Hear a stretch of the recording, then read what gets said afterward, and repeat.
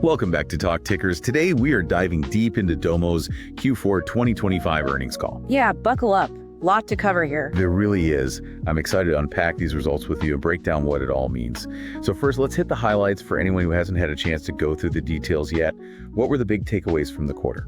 So right off the bat, Domo actually beat their guidance on several key metrics. We're talking billings, revenue, non-GAAP EPS, and even adjusted free cash flow. Pretty solid performance overall. Yeah, definitely exceeded expectations there. And it's interesting that they didn't just beat guidance for the quarter, but also achieved positive adjusted free cash flow for Q4.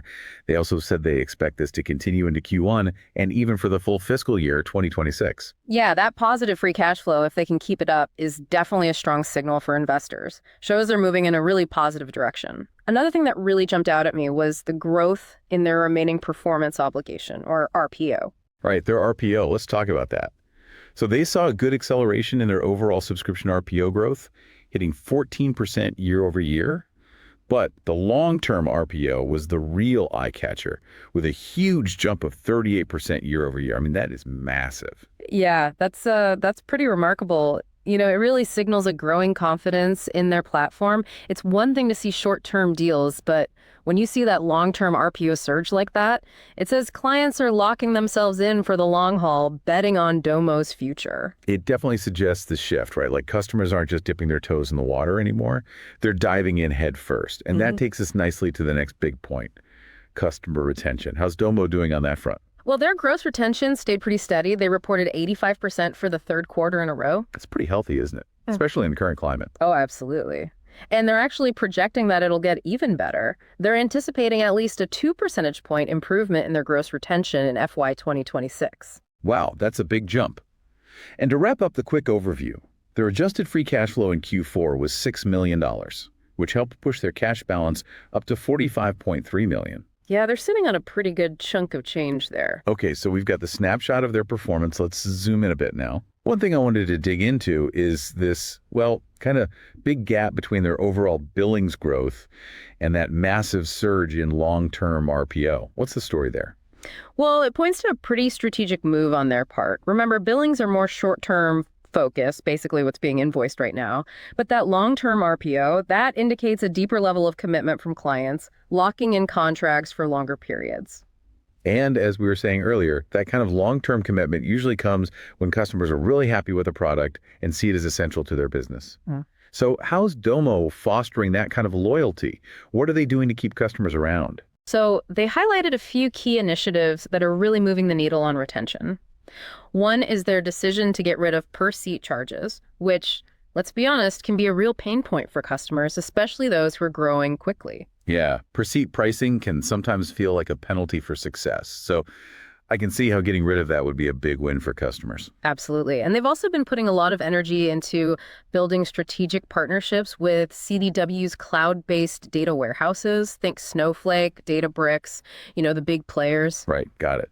So by partnering with these CDWs, they're basically addressing a potential roadblock to wider adoption within organizations. Exactly.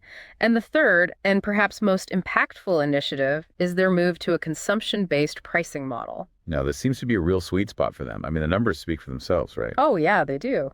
Domo reported that their consumption-based customers had significantly higher gross retention, over 90% actually, compared to the overall 85%.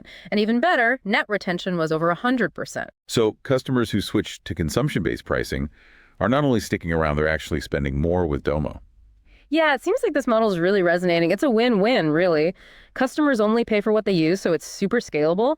And Domo's success becomes directly tied to their customers' growth. I mean, who doesn't love that kind of alignment? Makes a lot of sense. Yeah. And how quickly has Domo been able to get their customers onto this model? Pretty rapidly, actually. I mean, just 2 years ago, only about 5% of their AR, their annual recurring revenue, was from consumption-based pricing. But by the end of fiscal year 2025, that number had jumped to over 65%. Wow, that's a pretty huge shift in a short period. Yeah. And they said they're aiming to get that to nearly 90% by the end of fiscal year 2026. So it's clear they're all in on this approach. Absolutely. It's a core part of their growth strategy now. Now, besides these specific initiatives, Domo also talked about a general focus on improving customer satisfaction. How is that playing into their retention efforts? Well, it's all about building those long-term relationships. They're finding that happier customers are more likely to sign longer contracts. In fact, they estimate that this increase in contract duration alone will add at least 2 percentage points to their gross retention improvement in fiscal year 2026. Okay, so it sounds like fiscal year 2025 was a year of big... Oh, I'm always interested in hearing those real-world stories. What were some of the highlights? Well, one that stood out was an entertainment company that decided to ditch their entire legacy BI setup. Yeah, even Power BI was shown the door. They went all in on Domo because it integrated so well with their CDW. Wow, so Domo was able to replace a pretty entrenched solution there. That says something. Right. And then there was an engineering firm that really needed strong real-time performance for their analytics. They went with Domo and a CDW partner after seeing how well it worked in a proof of concept. So performance was the clincher there. And what was the third example? This one involved a retail franchise management company that chose Domo and a CDW partner because, well, it ticked all the boxes for them. They got a user-friendly interface that their business users loved, plus the scalability on the back end to handle their growth. Nice. So they were able to appeal to both the tech folks and the business users. And it's not just about the CDW providers themselves, right? They're also focusing on those system integrators, those SIs who specialize in these platforms. Yeah, the SIs are super influential. They're often the ones guiding customers on these big technology decisions. And Domo brought in over 10 new CDW-focused SIs as partners during fiscal year 2025. Smart move. That gives them more credibility and helps them get in front of the right people. Okay, let's switch gears a bit and talk about Domo Everywhere. What is that exactly, and how does it fit into their overall strategy? So Domo Everywhere is basically a way for customers to embed Domo-powered analytics directly into their own applications. It opens up all sorts of possibilities, especially for B2B2B and B2B2C scenarios. So it's like they're giving their customers a way to create new revenue streams or enhance their existing products with embedded analytics. Exactly. And they shared a great example of a cloud-based legal case management software company that's using Domo in this way. They started by using it internally, but then they teamed up with Domo to build an external data offering powered by Domo's platform. Now that external offering is generating millions in revenue for them. Wow, that's a pretty powerful illustration of the potential there. And then we have AI, which of course is a hot topic everywhere these days. How is Domo approaching this fast-moving space? So they're really positioning AI as a major growth driver. They've actually had AI capabilities built into their platform for a while now, but they're really leaning into it. They have this flexible AI services layer that lets customers choose from different AI models, even ones hosted in their own CDWs. So flexibility and choice seem to be key there. But ultimately, it's about delivering real business value, right? Absolutely. Domo emphasized that they're all about making sure customers get a return on their AI investments, and their consumption model makes it easier and less risky for customers to experiment and see what works for them. Makes sense. And it seems like their approach is getting some recognition. They mentioned a number of industry awards and positive analyst reports. Yeah, they're pretty proud of those accolades. They highlighted awards from Dresner Advisory Services and top rankings in a bunch of ISG reports. And there was a Nucleus research report that really stood out.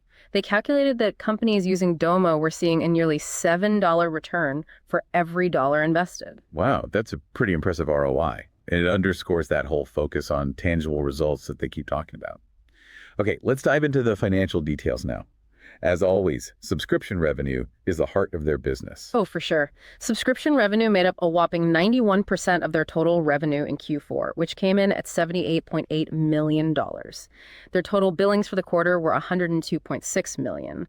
And they also mentioned that their sales reps are getting more productive, which is always a good sign for future growth. Right. Sales productivity is key. Yeah. So what about their profitability? How did their margins look? So their subscription gross margin was strong. It came in at 81.4%, and their non-GAAP operating margin for the quarter was 4.1%. Now, looking ahead, their guidance for fiscal year 2026 provides some interesting insights. Okay, let's talk guidance. What are the key numbers investors should be focusing on? Well, for the full fiscal year 2026, they're projecting billings between $310 million and $320 million. GAAP revenue is expected to be in the range of $310 million to $318 million.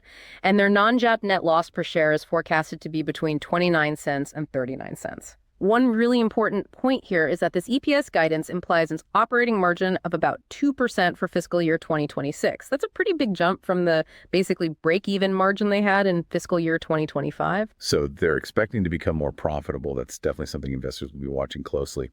And what about their guidance for the first quarter of fiscal year 2026? For Q1, they're projecting billings of $62 million to $63 million and GAAP revenue between $77.5 million and $78.5 million. Non-GAAP net loss per share for the first quarter is expected to be between 18 cents and 22 cents.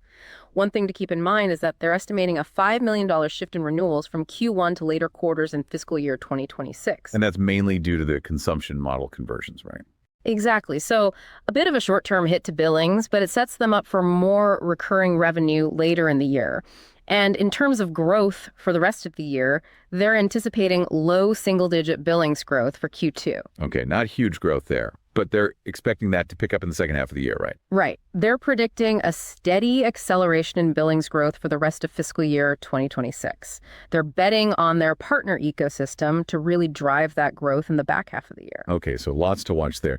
Now, switching gears a bit, did Domo talk about the overall macroeconomic environment and what they're seeing in terms of customer behavior? They did. They said that customers are definitely being more careful with their spending, really doing their due diligence before committing to new investments.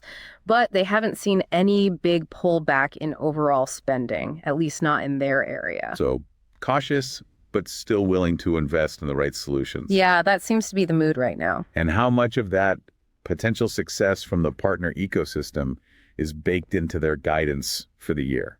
They were pretty upfront about that. While the early signs are positive, higher lead conversion and faster deal closures, they said it's still early days. They don't have enough historical data to confidently factor that into their near-term guidance. So it's more of a potential upside than a certainty at this point. Exactly. But if those partnerships continue to perform well, I think we could see some upward revisions to their guidance later in the year. Okay, interesting. And finally, they touched on the M&A landscape in the data analytics space. What were their thoughts on that? So Domo really sees their close relationships with these big CDW players as a strategic asset, especially if we see more consolidation in the market. They think their independence and their comprehensive platform make them a valuable partner for these CDWs. So they're basically positioning themselves as a strong, independent player that can thrive in whatever market landscape emerges. Right. They're not betting on being acquired. They're betting on their ability to partner and grow regardless of what happens. Okay, so for our listeners who are investors, what are the key takeaways from this call? What should they be watching closely? So first off, that huge growth in long-term RPO is a big deal. It's a clear sign of growing confidence in the Domo platform. That rapid shift to consumption-based pricing and the higher retention rates it's driving is another really positive sign. It shows they're moving to a more sustainable and growth-oriented model. Then you have the partner ecosystem, especially those CDW partnerships. That's potentially a huge growth lever for them. So definitely keep an eye on how that develops. Their positioning in AI is also important, particularly their focus on delivering ROI on AI investments. And finally, their guidance for positive free cash flow in fiscal year 2026 is a big milestone for the company. Great summary. Now, for the fun part, our This Is Not Financial Advice segment. What's your outrageous but plausible trade idea inspired by this deep dive into Domo? Okay, here's one to chew on. Considering how successfully Domo has pivoted to those CDW partnerships and their strong conversion rates, I'd think about a long position in Domo paired with a short position in, let's say, a more traditional BI vendor, one that's still clinging to the old ways of direct sales and hasn't fully embraced the whole cloud data warehouse world.